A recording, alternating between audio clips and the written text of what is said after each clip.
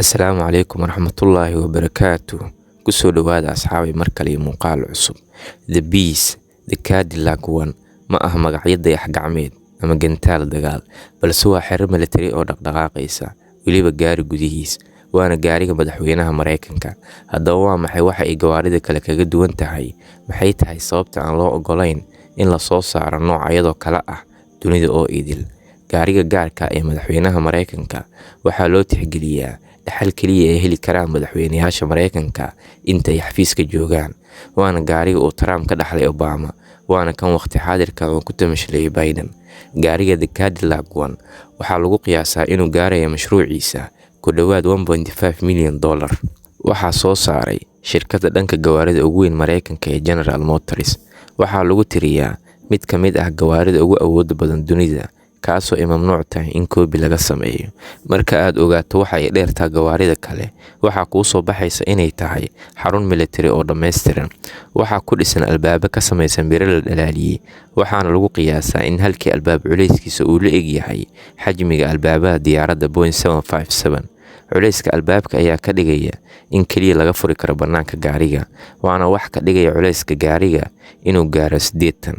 Gaariga The Cadillac One waxaa mar walba gudihiisa ku diyaarsan barnaamijyada difaac ee ugu horumarsan dunida, waxayna u gaashaaman tahay sida gawaarida dagaalka iyo taangiyada weerarka. Gaariga The Cadillac One waxaa mar walba gudihiisa ku diyaarsan hubab kala duwan sida qoryaha fudud, bambooyinka dadka ka ilmaysiiya, waana mid aysan karin dhammaan xabadaha nool, iyo sidoo kale miinooyinka noocyadooda kala duwan kuwaasoo wadooyinka lagu beero.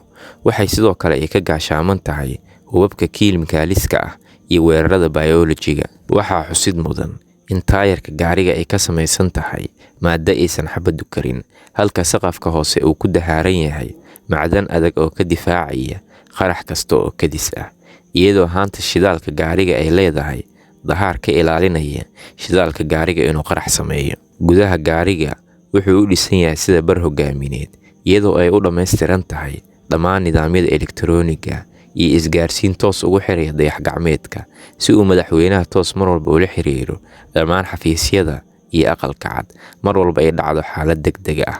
Arrinta la yaab kale ayaa ah in gaariga gudihiisa uu ku diyaarsan yahay nooca dhiigga ee madaxweynaha xafiiska jooga iyo tubooyin siiya oksijiin muddo saacado ah, iyadoo laga hortegayo xanuun kasta oo si kadis ah ugu soo boodi kara madaxweynaha. Mas'uuliyadda gargaarka degdega ah waxay saaran tahay darawalka gaarka ah ee gaariga, waxaana loo carbiyay gargaarada caafimaad ee degdega ah iyo la tacaalidda shilalka caafimaad ee kadiska ah. Adeegyadaas oo idil waxaad ka heli kartaa kaliya gaariga madaxweynaha Mareykanka ee gaarka ah, iyadoo ay mamnuuc tahay iibka nooc ka mid ah gaariga qiimo kasta marka laga reebo waaxda amniga madaxweynaha Mareykanka, sababtoo ah gaarigu wuxuu u taagan yahay mid ka mid ah siraha difaaca dowladda Mareykanka iyo amnigeeda gudaha. Arrinta xusidda mudan ayaa ah in markasta uu madaxweynaha u safrayo wadamada dibadda in gaariga hore loogu sii qaado iyadoo lagu daabulayo diyaaradaha xamuulka ee ciidamada Mareykanka.